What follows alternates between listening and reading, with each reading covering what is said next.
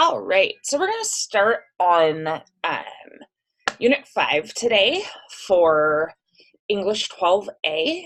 So we're going to cover the first two tutorials, really focusing on what's in the lesson activities. So we're focusing metaphysical poetry and then the roots of neoclassicism today. So I have a video that I'm going to show that sort of summarizes metaphysical poetry in a few minutes and kind of gives you really concrete, like easy to understand characteristics of them. But what's important really is understanding the word metaphysical means beyond the physical or beyond like the earthly realm. It's not here with us. It's like beyond that. So like a alternate universe type feel? Not necessarily, but like alternate reality, while also understanding that they didn't have like the same concept of alternate reality that we do. It's more of like taking reality and making it like different. I think that the video I have explains it a little bit better, just because you're trying to think like this is like the 1700s, 1600s. So they didn't have like all of these ideas about science fiction or things like that, but it's like Because they're taking, like against it, right? Like they're against like science and stuff.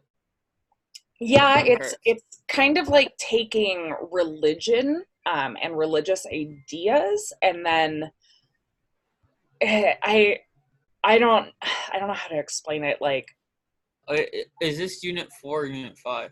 5. Oh yeah, because I'm on. I forgot which part I'm on, but I think I'm in the middle or like towards like yeah, like in the middle. So I'm probably almost done with unit 5. Cool. Yeah, and next week we'll cover John Milton and then the two neoclassicism like itself tutorials. Oh yeah, because I'm probably gonna finish unit 5 today. Cool. But what confused me is like when I had unit 12B too. Mhm. Uh, but like when I checked, because I was gonna try to finish 12A first, then do unit. I realized I was supposed to do both at once. But 12B isn't on my thing anymore. I took it out for you because I figured that's what you were doing. You're working on 12A first. But we can talk after class about like adding you back and stuff. Uh, Oh, I got confused. Where did it go? sorry, the sound, I didn't understand what you say. Hold on a second. Okay, so one of the big things are these ideas of conceits, and we'll get a little bit more information about that.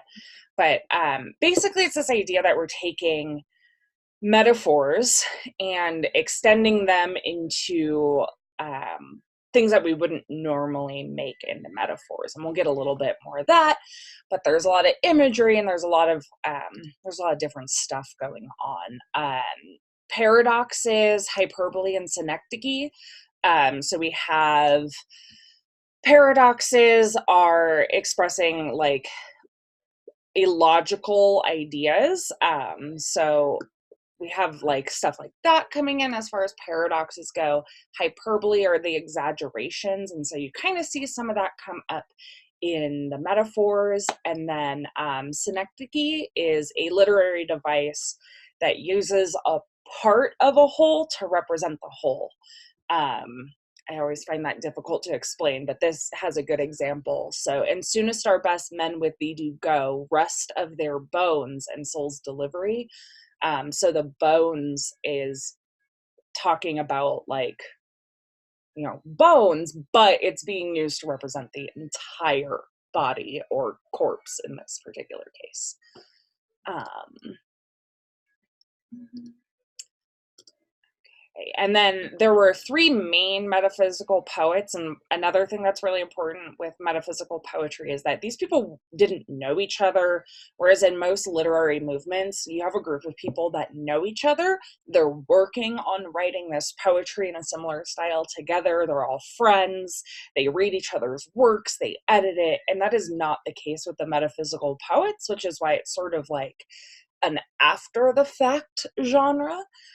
So John Donne is the main one that we'll kind of focus on today because of one of the poems that he wrote called The Flea. Um, and I have like a thing that'll help explain that and like go over it for part of the assignment. And it's George Herbert. He was born much later. So again, remember they're not friends. We have more examples from him. And then Andrew Marvell would be another one. But we are mostly going to focus on John Donne. And so I'm going to bring up the activity now and just go over the questions. And then I'm going to play these two videos. And hopefully that will help. Okay. Oh, I forgot to get a different one, but I think that's okay. All right. So we're going to look at the flea for the first question, or parts A and B, and then look over this next one and talk about that. So here is the first video. In this video, we're going to be discussing metaphysical poetry. So, metaphysical poetry starts happening around the Renaissance, which you've learned in your history class. This is a rebirth of learning. Poets are getting even more creative.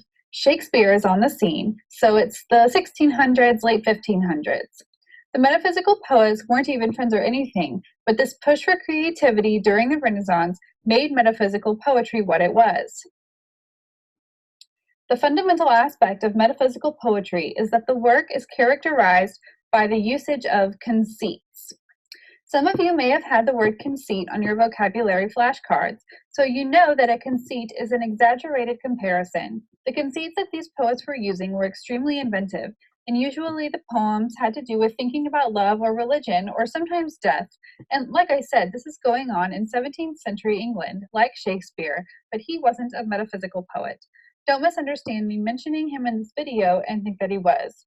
The metaphysical poets were using these exaggerated, sometimes grotesque comparisons as a sort of reaction against the overly elevated language of Shakespeare and other Elizabethan poets.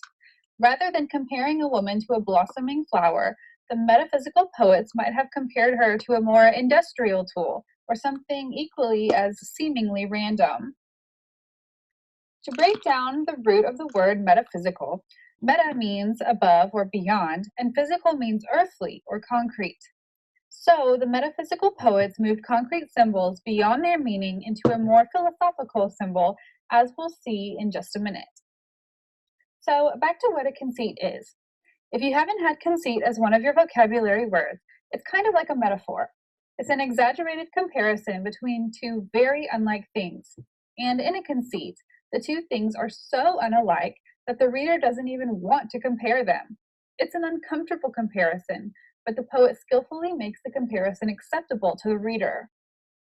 The way you unpack the meaning of a conceit is you pull out the associations you may have with the two things being compared.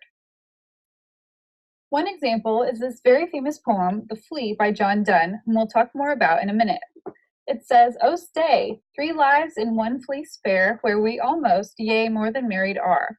This flea is you and this our marriage bed and marriage temple is." Okay, take a second to reread that. Pause the video if you need to. So in other words, what John Donne is saying here is, oh stay, or don't go. This little flea has my blood, your blood, and its own blood. And so our bodily fluids are already mixed in the flea, so we might as well have sex, even though we're not married. So John Donne uses this flea as kind of the idea of we're already mixed together in there, so madam, let's go ahead and get in bed. So the comparison between the flea and marriage is not one that you would normally make. If someone said to you that fleas are closely related to sex, you might laugh or think they're weird, but the metaphysical poets make it work. Once he's finished the poem, you can understand like, oh, I can see how that would work. Going back to John Donne, it looks like John Donne or something like that, but it's pronounced done, like you're done with that assignment. His most famous poem is A Valediction Forbidding Mourning, which we'll examine a bit of later on. As I said, John Donne wrote during the late 1500s, early 1600s, so he was alive at the same time as Shakespeare. I'm not sure if they knew each other or not, but that would be neat if they did. All right.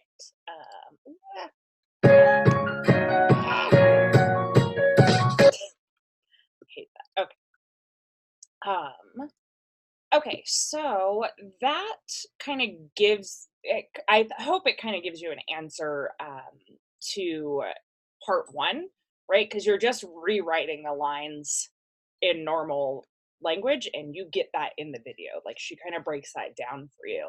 But that is the poem is about sex. There's not really any way I can get around that. And we're really going to see that. So I found this one that really breaks down the poem. I'm not going to show the whole thing because it goes through the whole poem, but it kind of will have you get a really good understanding of what this means so that you can complete part B, where you're asked to not rewrite it in plain English, but not like super easy to understand, but like a more complex style.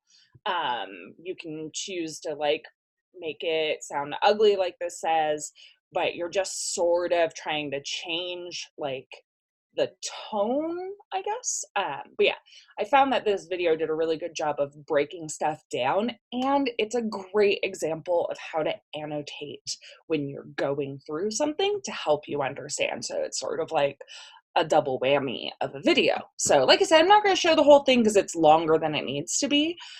For what we're doing, we're really only going to be focusing on the first stanza that's here. So when he's kind of done talking about that, although he'll talk about the whole poem, we don't need to go through 10 minutes is really what I'm saying in regards to this one. So without further ado. On the metaphysical poetry, poem by poem. So hopefully I'll have time to do one for each of these poems, certainly the most important ones. And just so if you've missed any of the notes, or if you've missed any of the lesson, or you're just not entirely certain on what the big ideas were for each of the poems, and you can refer back to these videos. So if you're doing 5 to 10 minutes for it per one, I'm just going to go through the most important stuff. So John Donne's The Fleas, the sort of the first poem that we've dealt with.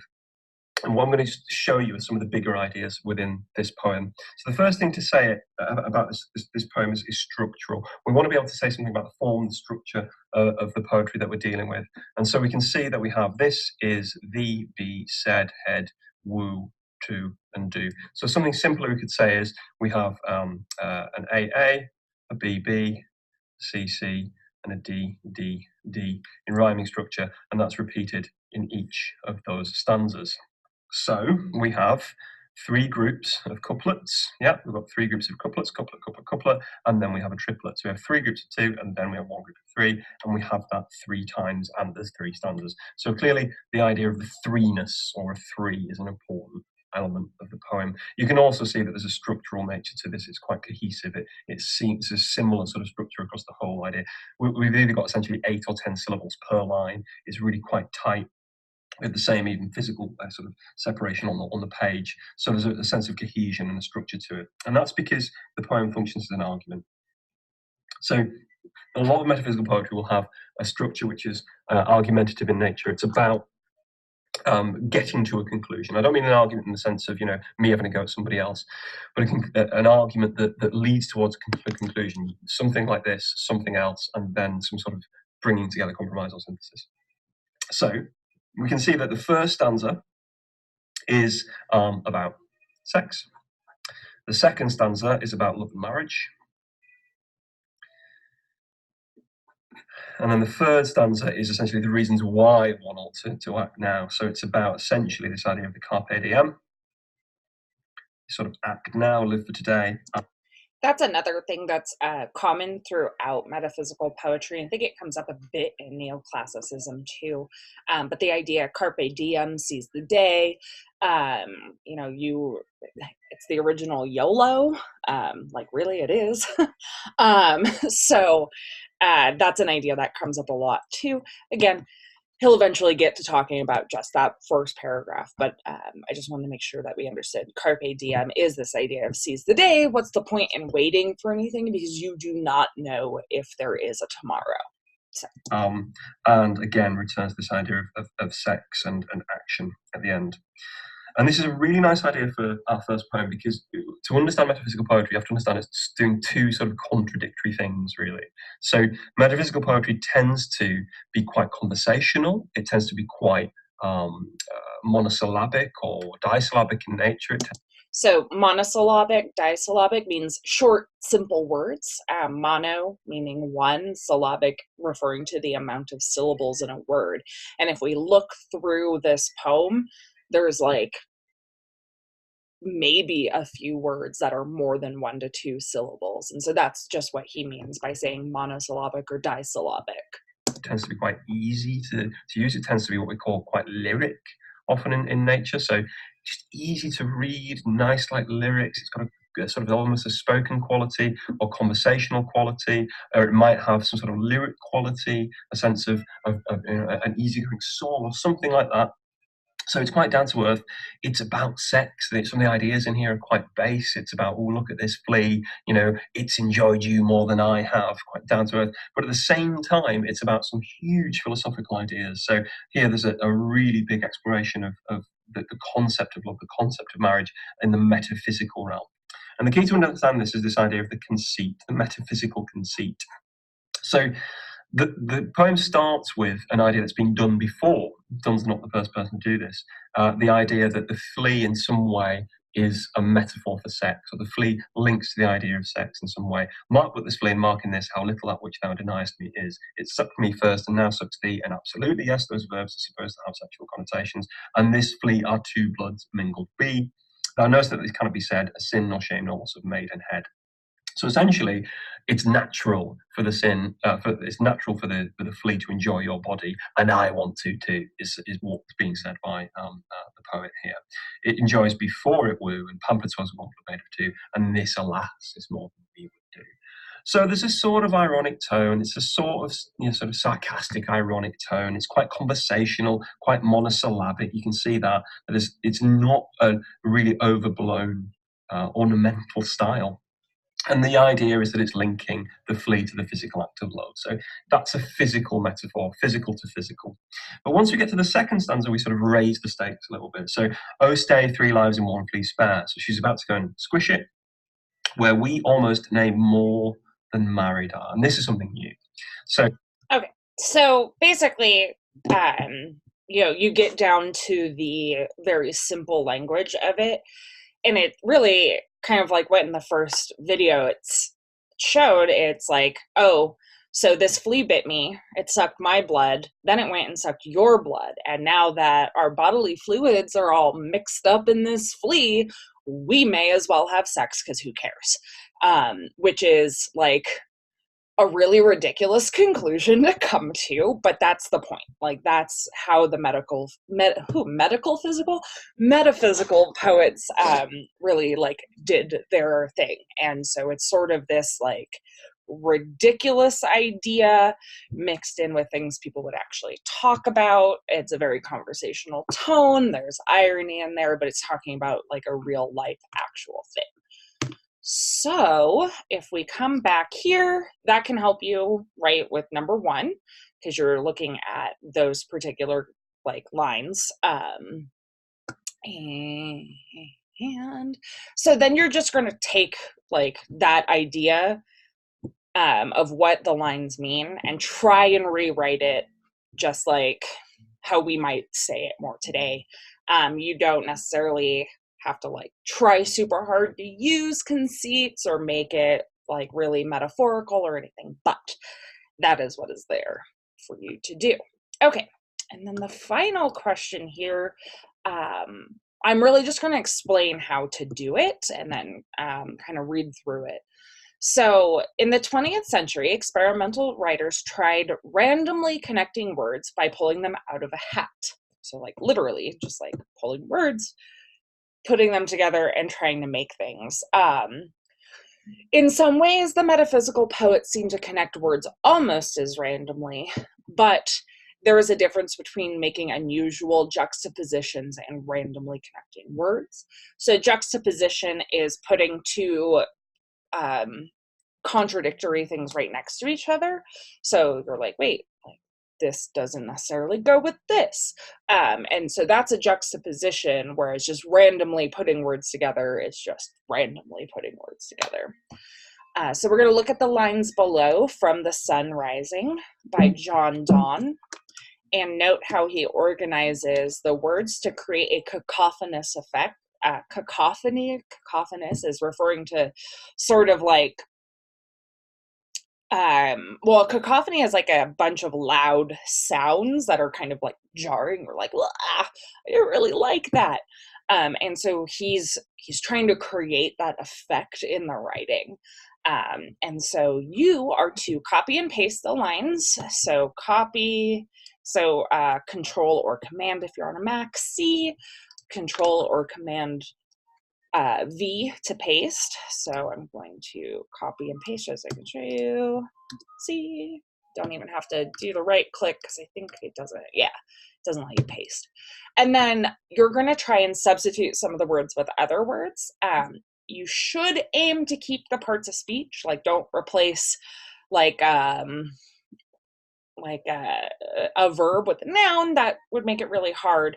But if you think about just like replacing like thou, okay, you, sun, moon, happy, sad, like you can go through, you know, maybe not quite as simply as that, but you're just trying to substitute some of the words, and then think of it kind of like a Mad Lib, if you're familiar with those, and then you're just trying to like choose different words, see if it ends up making any sense. I think it's kind of fun if you just look at each word that you might want to change individually and not even think of it as a whole, and then see if it still makes sense, because obviously the metaphysical poets are trying to make sense out of whatever it is they're saying. If you just go in there and swap a bunch of words out, does it still make sense? And therefore, is it a random connection of words? And so that's really all that you're trying to answer with this final one. So really all you're doing, replacing words and then just answering in a short paragraph, couple of sentences, like, is it a completely random bunch of words, or are they actually making a point in what they're doing? So that covers the tutorial for the metaphysical poets and the lesson activities there. Not too bad, and I will include the links to those 2 videos if you want to go back and reference them on their own instead of just this recording. So then the next one, the roots of neoclassicism. So this is kind of what our next class will be more or less about.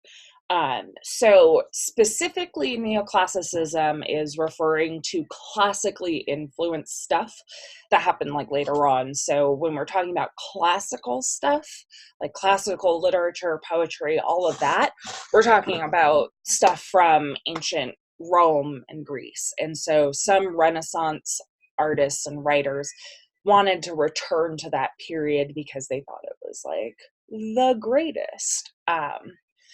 But there were a lot of different things, like religion was very, very, very different in ancient Greece and ancient Rome. So instead, now that you have Christianity and then really extreme Christian movements like the Puritanism movement really changed how it worked out. And so this is sort of like ultimately ended up with sort of like a more plain style than the really flowery language and things like that we're getting more from Shakespearean writers in Elizabethan times. So you have a few characteristics of early neoclassical writing. So it's the belief that humans are flawed. It is a value of logic, tradition, and balance, simplicity and practicality in life, focus on the overall design of the poem, appropriateness and proper subject matter. So whereas the thing we were just looking at, right, was a poem about sex, they would not really go into that in neoclassicism.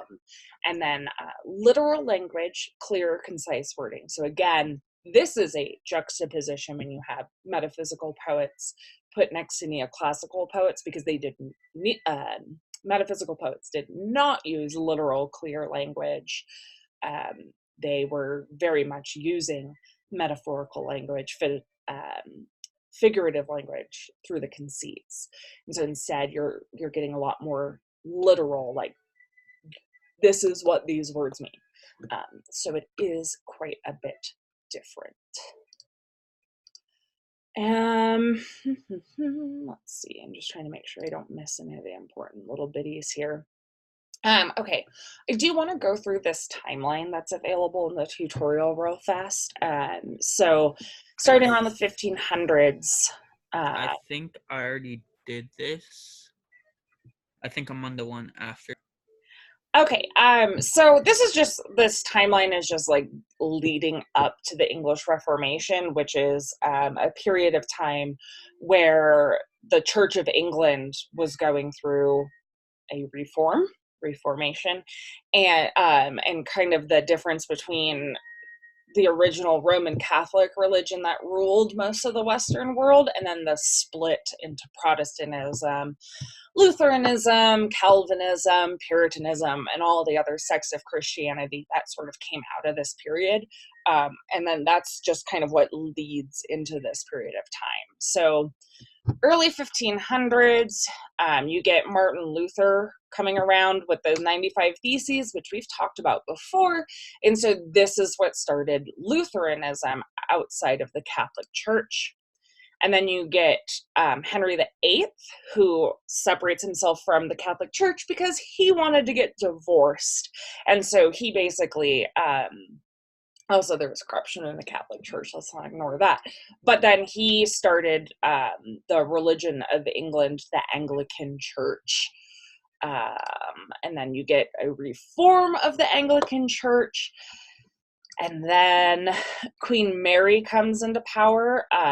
She was still a Catholic, and she wanted Catholicism to go back to being the main religion in England, so she burned a whole bunch of Protestants. It was a whole big thing, caused a lot of problems. People are usually not happy when you persecute them for their religion. After Mary died, her half-sister Elizabeth comes into power. She didn't really care quite as much about religion, but she also brought the Anglican Church back into power. Again, you would know it also as the Church of England, and she sort of cared a lot less about Catholics and other Protestants, but she wasn't as cruel to them as Mary was. And then the Puritan movement comes through because they felt that the Anglican Church didn't do enough to get rid of the corruption that the Catholic Church had, and they really, really wanted to be as devoutly religious as possible, was sort of what is going on kind of at this time. So when we get to John Milton, you'll see that he writes a lot about religion and stuff, and that comes up pretty heavily. But Puritanism really came out of this idea that Catholicism and the Church of England didn't submit their will to God enough, and that is really why they were angry and they wanted to leave.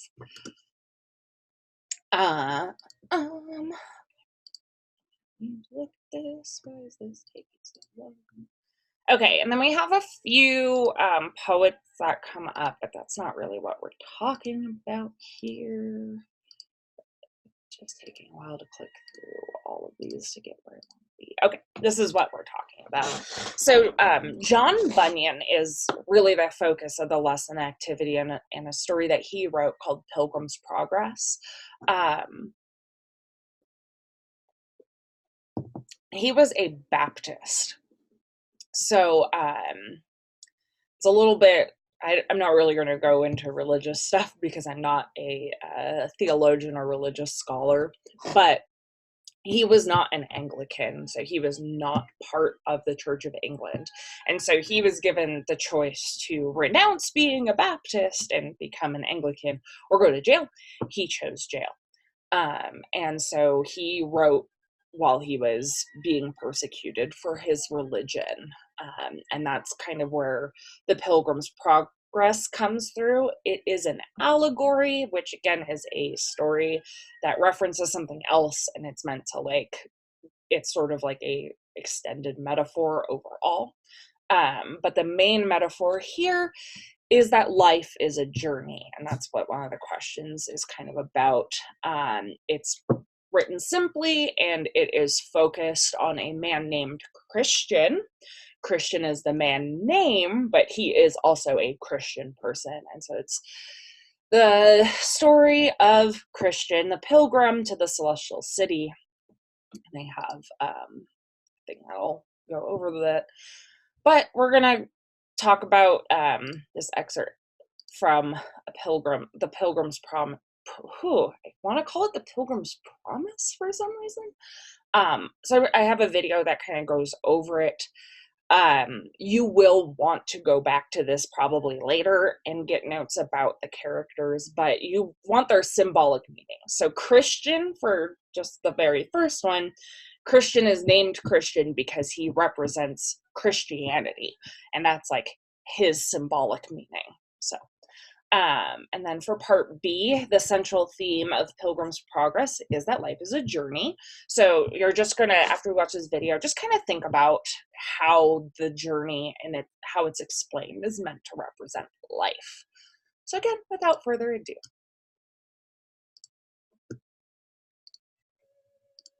John Bunyan, who was a 5-point Calvinist, says his aim was to strengthen religious beliefs through fiction, despite many saying that it couldn't be done. And that is exactly why Bunyan wrote this book. The story begins with a man named Christian who is carrying a heavy burden, and he leaves his family and the city of destruction for the sake of God. Though, he is soon discouraged when he falls into a muddy pit called the Slough of Despond. Christian sinks because of his burden, which represents the sinful depravity carried by all progressing Christians.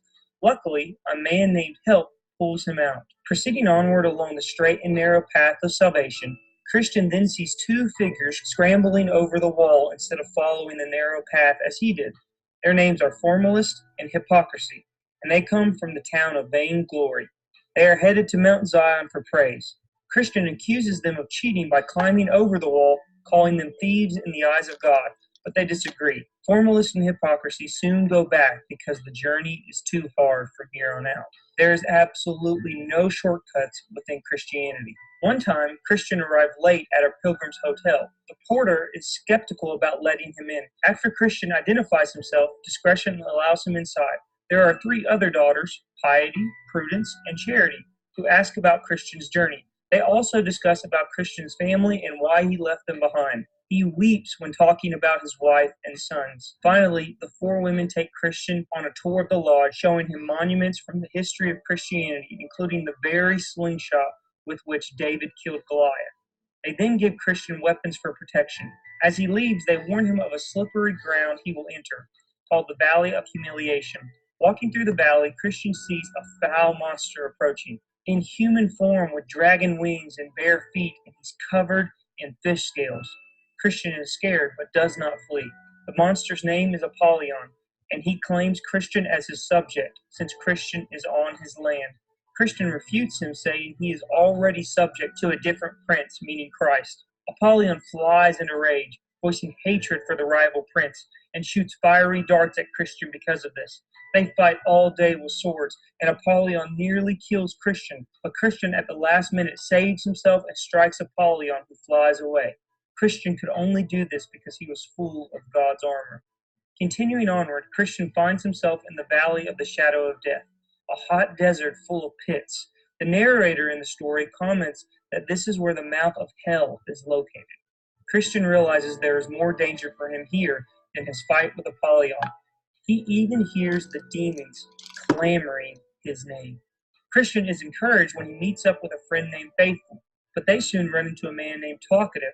He loves to talk about all things religious, theological, and Bible related, but he doesn't actually do these things. So, Faithful asks him to explain the difference between speaking out against sin and hating one's own sin. Talkative has trouble seeing any difference between the two, and Faithful sets him straight. Irked by this, Talkative leaves them. One cannot just speak negatively of sin, he must hate his very own sin. Next, Christian and Faithful arrive at a wicked city, where they are not even treated like humans, and Faithful is burned at the stake, of which he readily accepts with grace. so that he can see his Lord all the sooner. How many people watching this video think of death the same way Faithful did? Christian continues his journey joined by two men, Hopeful and a stranger named By-ins. He sees religion as a way of getting ahead in the world. Christian refuses to let By-ins accompany them unless he affirms that poverty is an inevitable aspect of the faith. By-ins hates this thought and is turned away and joins other religious rich folk, who are stunned when Christian denounces them. Towards the end of Christian's story, the Shiny Ones encourage them onward. One difficulty soon appears before them, a river flowing between them and the final city gate. There is no bridge, so when they try to cross, Christian feels himself start to sink. Despairing of reaching his goal, he tells Hopeful he fears he will never see the land of milk and honey. Hopeful urges him on, but Christian tells him to go on without him. Then Hopeful mentions Jesus Christ, who wishes Christian well. The vision of Christ gives Christian new hope, and they emerge from the river. Finally, the Shining Ones lead them up to the gate of the city on a tall hill, where the trumpeters greet them. Christian and Hopeful then realize they have lost their mortal garments in the river. The Shining Ones beseech the king of the city to open the gate. The king announces that anyone who keeps his truth may enter and commands the gate open for Christian and Hopeful. They enter and are clothed with garments of gold. After watching Christian and Hopeful enter through the gate, the narrator of the story and of this very video wish he were with Christian and Hopeful. All right. So, yeah, so it's basically like about this journey that they're going on and the trials and tribulations that come up along the way. All these different things that are realities in our world, and they're just being tested. So how does that relate back to life is really what you're looking at there. But yeah, that's pretty much it for that. Not a super whole lot of information regarding that story, but it doesn't really ask you for too much. But yeah, that is really all for class this week. And like I said, next week we're going to cover John Milton, Neoclassicism 1, Neoclassicism 2, and I will provide some test prep for you. But that'll do for class today. So hope that was helpful. All right.